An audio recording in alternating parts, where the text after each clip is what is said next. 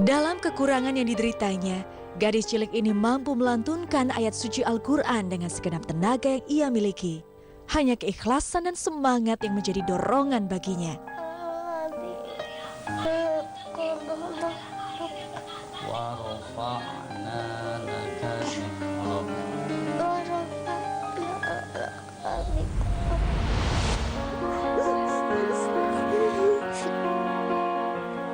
Sahabat umat, inilah Naila Farah Khoraitun Hisan. Bocah perempuan yang berusia 12 tahun ini adalah seorang penghafal Al-Quran. Naila tinggal di Desa Biru, Kecamatan Majalaya, Kabupaten Bandung, Jawa Barat. Anak pertama dari pasangan Rudi Amrullah dan Fikriatus Solihah ini mengidap penyakit cerebral palsy sejak lahir. Sebuah penyakit yang disebabkan oleh cedera atau perkembangan abnormal di otak, sehingga penderitanya memiliki gangguan gerakan otot dan postur tubuh. Meski kondisi fisiknya tak sempurna, Naila sanggup membuat orang lain berdecak kagum atas kemampuannya melantunkan ayat-ayat suci Al-Quran.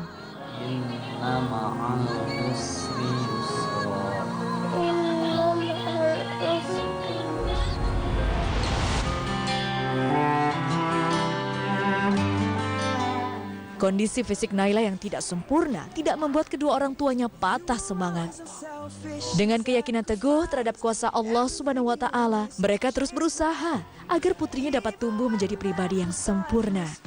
Sedari kecil, Naila pun selalu diperdengarkan lantunan ayat suci yang dibacakan langsung oleh ayah dan ibunya. Terkadang diperdengarkan melalui rekaman audio. Ini dilakukan agar sang buah hati dekat dan terbiasa.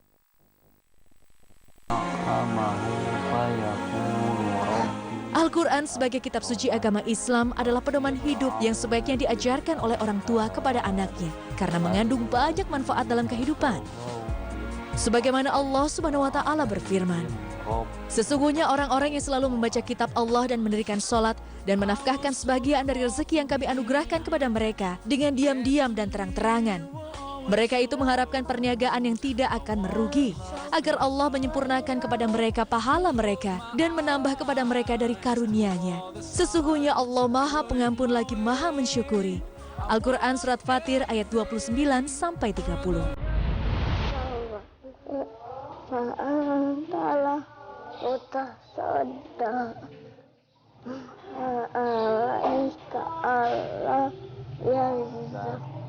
Sahabat umat, perjuangan Naila dalam menghafal Al-Quran tidaklah mudah.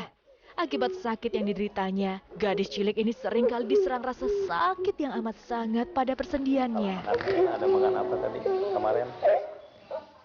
Enggak ya, nggak ada yang salah makan.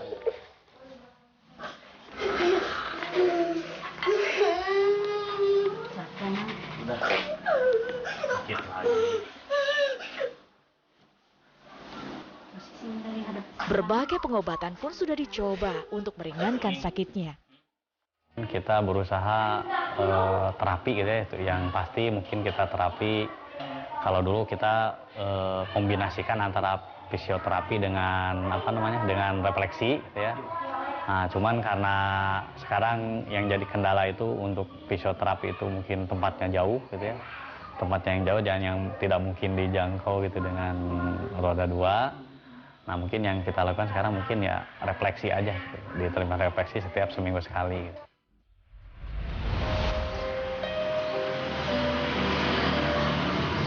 Walau berbeda secara fisik dari anak-anak lain, namun Naila pernah mengenyam pendidikan formal di Madrasah Ibtidaiyah Al-Islam yang berada tak jauh dari rumahnya. Iya, bangku dan meja di kelas ini adalah saksi bisu yang menyaksikan prestasi yang dicetak Naila saat ia masih bersekolah dulu. Di sini, Naila mendapat nilai-nilai yang baik dan tidak kalah dari anak-anak normal lainnya.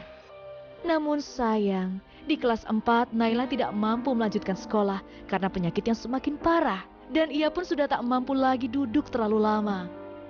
Orang tuanya akhirnya memutuskan agar Naila berhenti sekolah dan belajar di rumah.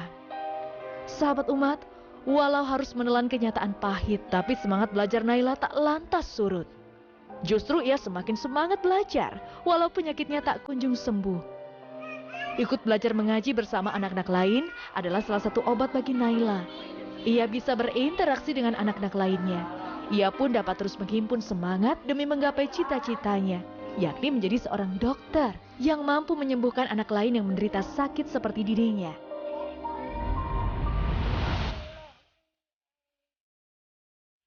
Sahabat umat, Naila adalah contoh manusia yang tangguh karena tidak menyesali kekurangan yang ia miliki.